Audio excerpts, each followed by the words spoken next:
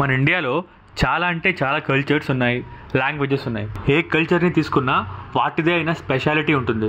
So కర్ణాటకలో తుళునాడులో ఈ భూతకోల కాంతారా వచ్చినప్పటి నుండి దీని గురించి అందరికీ తెలిసింది. రీసెంట్గా కాంతారా చాప్టర్ 1 రిలీజ్ అయింది. ప్రీవియస్గా వచ్చిన కాంతారా మూవీకి ప్రిక్వెల్. కాంతారా చాప్టర్ 1 మూవీ మాత్రం అల్టిమేట్ ఉంది. ప్రీవియస్ మూవీ లాగానే ఏమాత్రం తగ్గకుండా పర్ఫెక్ట్గా చేశారు. బయట మాత్రం చాలా మంది ఎందుకు నెగిటివ్గా చెప్తున్నారో అర్థం కావట్లేదు. ఓకే, అది వాళ్ళ ఒపీనియన్స్. మూవీ మాత్రం చాలా బాగుంది.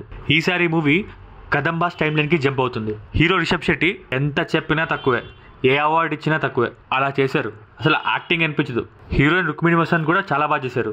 ఇంకోసారి మళ్ళీ మ్యూజిక్ డైరెక్టర్ మ్యాజిక్ చేశారు. గూస్ బంప్స్ అని చెప్పాలంటే అది చాలా చిన్న మాట అవుతుంది. Hats off to entire movie team. ఈసారి కూడా దైవ భూతకోల ఆ కాన్సెప్ట్ని ఇంకా డెప్త్లో చూపించారు. సెకండ్ హాఫ్లో అన్ఎక్స్పెక్టెడ్ ట్విస్ట్ ఉంటుంది. కొన్ని సీన్స్లో అయితే కళ్ళలో నీళ్ళు వస్తాయి దేవుడిని చూసినప్పుడు. ఏది ఏమైనా కల్చర్ని దేవుడిని చూపించాలంటే మన సౌత్ ఇండియన్స్ తర్వాతే ఎవరైనా. అన్ని ఎలిమెంట్స్ పర్ఫెక్ట్గా బ్లెండ్ అయింది ఈ మూవీలో.